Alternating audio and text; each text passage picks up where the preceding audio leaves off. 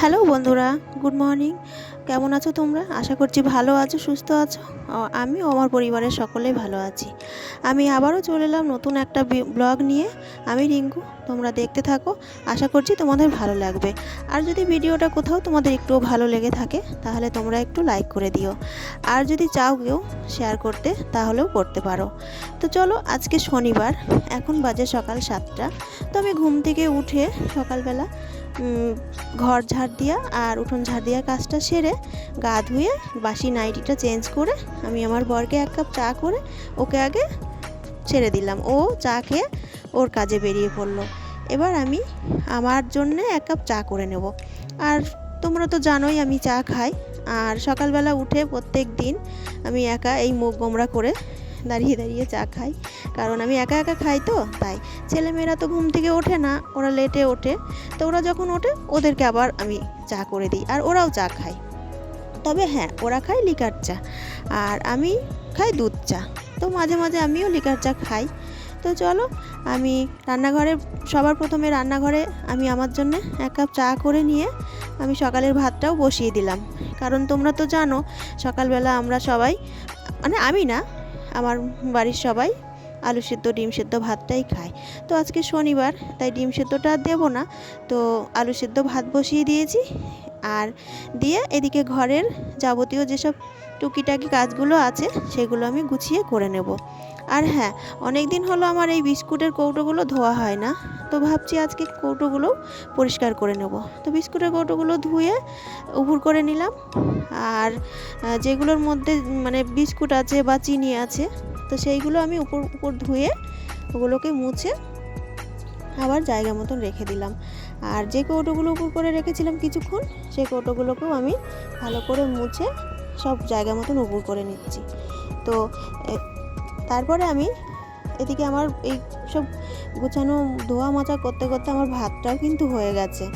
তো চলো, এবার আমি রান্নাঘরের সমস্ত কাজ কমপ্লিট করে আমি যাব আমার রুমটা গুছিয়ে নিতে। কেননা সকালবেলা বাসি কাজ বলতে শুধু ঘর আর উঠোনটাই ঝাড় দেওয়া হয়েছে। আর ওই যে বললাম, আমি আমার বরকে 1 কাপ চা করে দিয়েছি, ও খেয়ে চলে গেল। তো চলো, এবার আমি আমার রুমটাকে গুছিয়ে নেব। আর রুমটা গুছাবো বলতে শুধু বেড কভারটাই চেঞ্জ করব। আর আমি তো প্রত্যেক সপ্তাহে আমার না, আমার প্রত্যেকটা রুমেরই বেড কভার চেঞ্জ করি। তো বেড কভারটা চেঞ্জ করে নেব, বালিশের কভারগুলোও চেঞ্জ করব, আর অন্য আর একটা বেড কভার পেতে নেব। তো আজকে আর বেড কভারটা কাচবো না, কারণ আজকের ওয়েদারটা ভালো না। সকালবেলা দেখলাম 2-4 ফোঁটা বৃষ্টিও হচ্ছিল। তো বৃষ্টি পড়ছে বলে আমি আর আজকে ভিজাবো না। বলা তো যায় না কখন বৃষ্টি হয় আর কখন ঝড় হয়। এখন এই সময়ের মানে বলা তো যায় না কখন কি হয়। তো চলো, এবার আমি বেড কভারটা অন্য আর একটা বেড কভার পেতে নিচ্ছি। আর সকালের যে বাসি জামা কাপড়গুলো ছিল না, সেগুলো আমি ভিজিয়ে রেখে এসেছি। কেননা বলা তো যায় না কখন বৃষ্টি নেমে আসে, ঝড় বৃষ্টি। তো ওইগুলো আমি ধুয়ে দেবো আগে। আর এদিকে এই সমস্ত কাজ করতে করতে পৌরসভার গাড়ি এলো। তো আমি আবার মাঝে একবার গিয়ে মানে ডাস্টবিন থেকে ময়লাগুলো দিয়ে এলাম। তো এইভাবেই আর কি সব কিছু সব দিক থেকেই সামাল দিতে হয় আমাদের। তো আমাদের মতন ঘরের ঘরোয়া বউদের কিন্তু এই সংসার নামক জীবন থেকে কোনো দিনই ছুটি নেই। আমাদের এই চাকরি কিন্তু আমাদের করে যেতেই হবে। তো যেভাবেই হোক, তো এটা আমাদের দায়িত্বের মধ্যেই পড়ে। তাই আমরা মানে দায়িত্ব নিয়েই সমস্ত কিছু গুছিয়ে গাছিয়ে করার চেষ্টা করি।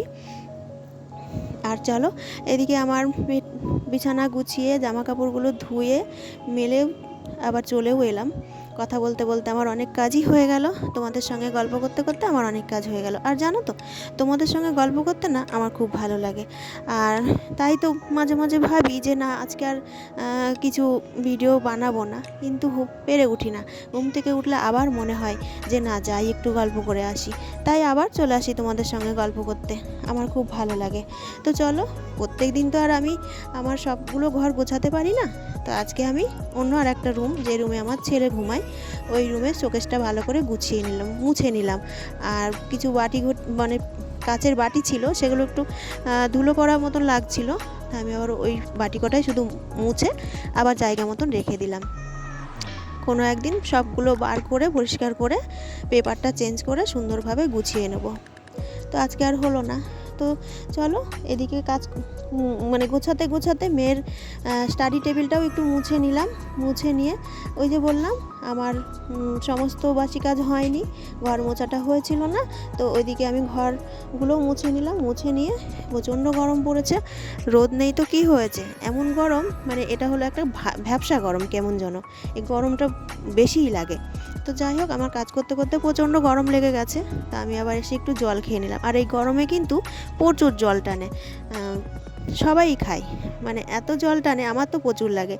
তো যাই হোক এবার আমি রান্নাঘরে, আজকে যেহেতু নিরামিষ, তো ওইদিকে ছেলের 1 কাপ চা করে দিয়ে আমি ভাতটা আর ডালটা বসিয়ে দিয়ে চলে এলাম ছেলের রুমের বিছানাটা গুছাতে।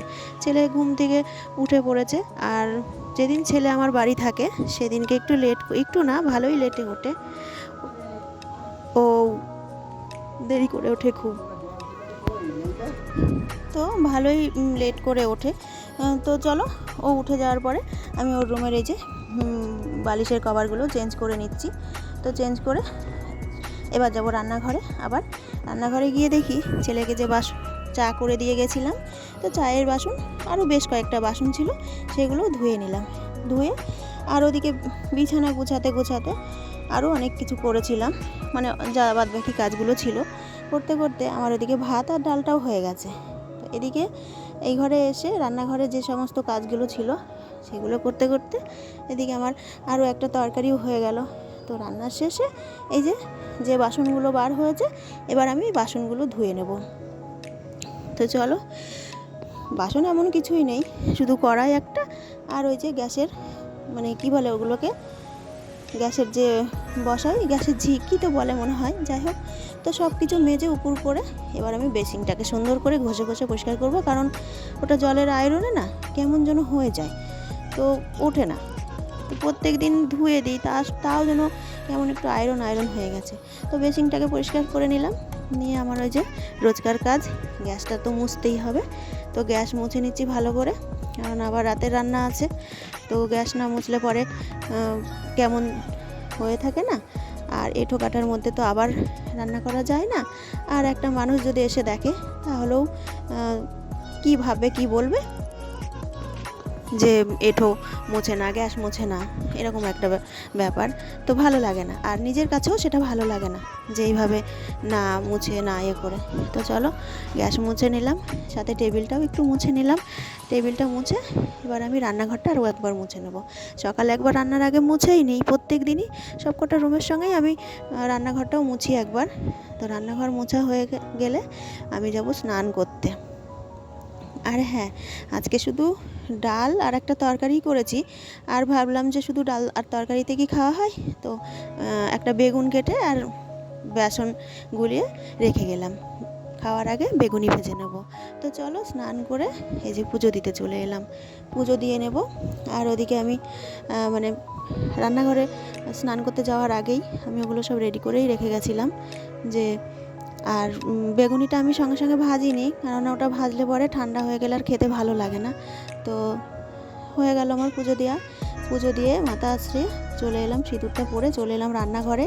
খাওয়ার টাইম হয়ে গেছে, তো খাওয়ার আগ দিয়ে আমি এই যে গরম গরম বেগুনি ভেজে নিচ্ছি। তো বেগুনি ভেজে নেব। আর আজকে আমাদের মেনুতে সেমন কিছুই নেই, আজকে শনিবার যেহেতু বললামই তো নিরামিষ। মুগের ডাল করেছি আর 5 রকমের সবজি দিয়ে একটা সবজি করেছি, আর এই যে বেগুনি ভাজা। তো আমার এই ভিডিওটা যদি তোমাদের কারোর একটু হলেও ভালো লেগে থাকে তাহলে একটা লাইক করে দিও। আজকের মতন এইটুকুই, আবার দেখা হবে কালকে একটা নতুন ভিডিও নিয়ে।